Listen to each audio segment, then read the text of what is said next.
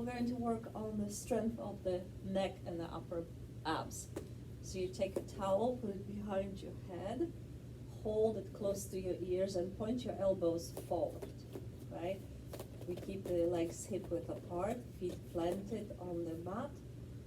Tighten your abdominals, and take a breath through the nose.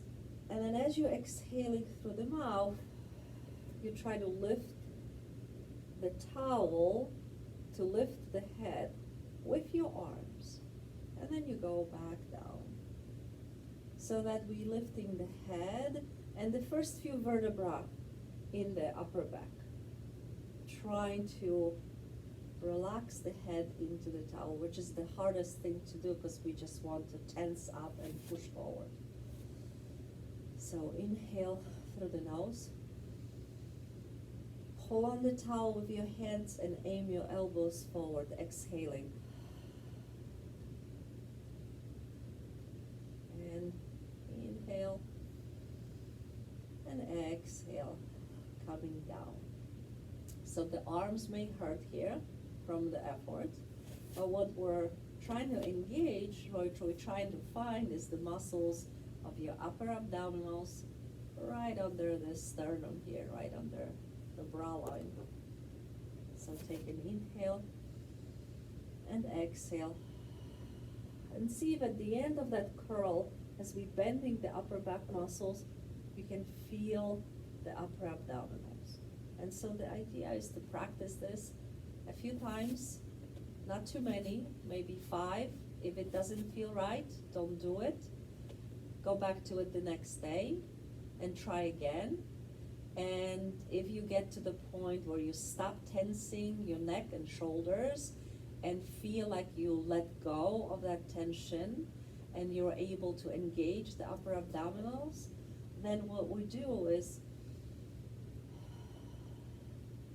we try to engage the abdominals before the lift, right? Once we get to that point that we can locate them and pull them slightly tightening them, pulling them like away from the t-shirt, tightens them, you can initiate the lift of your head actually from here, right? So it looks like this. We engage the upper abdominals, and then we exhale to lift ourselves up, so that the first muscle that starts working to pick up the head is this, right? Not the arms anymore, and definitely not the neck. Right? So that's and the progression here is that we lose the towel, and we're able to do these without using the towel. What also helps is squeezing the arms against the sides of the body to engage the muscles under the arms, right? We have lats that go back, and we have serratus anteriors that's more to the front of the rib cage. And these muscles, if you tighten them, will help to engage the abdominals, will help to lift the weight of the head off the floor.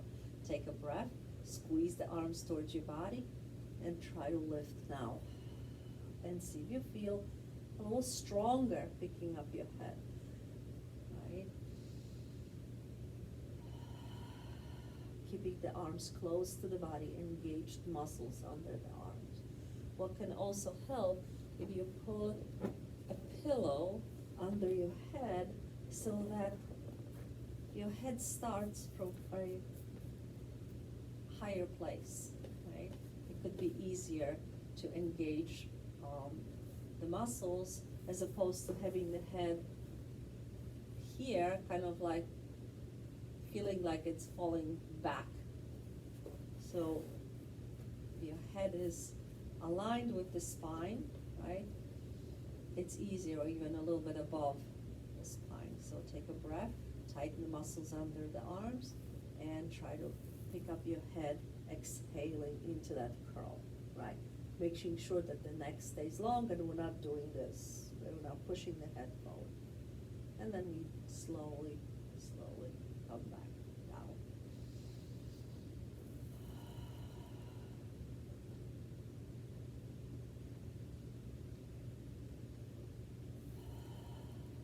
And again, not too many repetitions, maybe three, maybe 5 is plenty.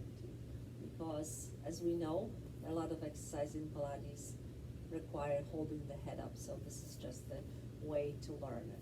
One more way to learn it is to stick the head in the magic circle, right? So now your head is on the pillow, so it's elevated, and then you hold the magic circle and you press your hands against the magic circle, which also does the job of tightening the muscles under the arms. So as we squeeze the circle, we lift the circle up with the arms while the muscles under the arms are working.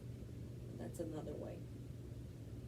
And the same breathing pattern. Take an inhale here and exhale through the mouth as you're lifting your head and the upper back vertebra.